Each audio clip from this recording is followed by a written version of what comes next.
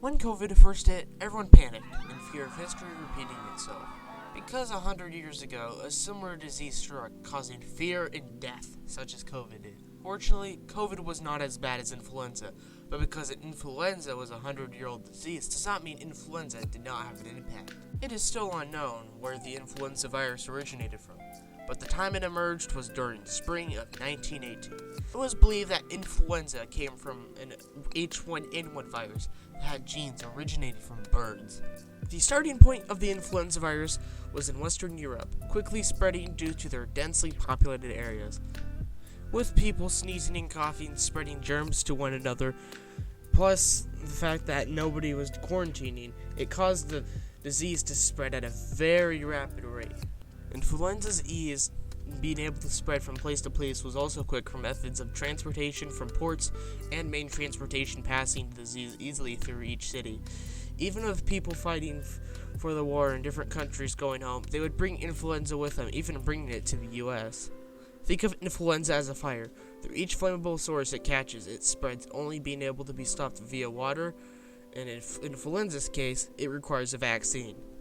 With World War I currently going on, and the already high enough fatality rate, things quickly would get worse for the soldiers fighting for their countries.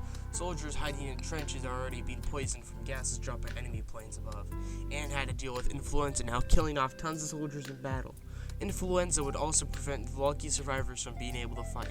Influenza was shrinking army sizes at a rapid rate, making the war even more difficult to fight for everyone. The disease's death came in huge waves. The first wave, starting in the spring of 1918, caught everybody by surprise and started to kill more and more people as time went on.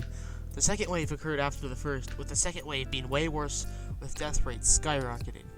The third wave hitting in the winter was the final and worst wave, with poor war conditions during the winter weakening everyone's immune systems, making millions of people die, even people with healthy immune systems, dying from influenza. With an overall amount of 500 million people being infected and 50 million of those people dying, the disease had a major impact on the world population.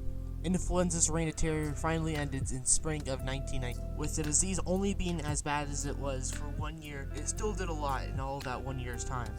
It did have a return in 1920, but not as bad as it was previously.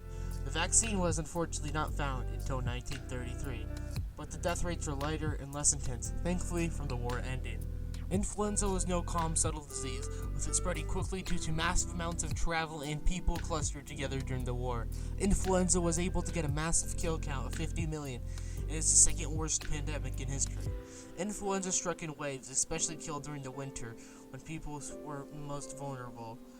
The pandemic ended in 1920, but wasn't cured until 1933, with mortality rates returning to normal. That was at least until World War II.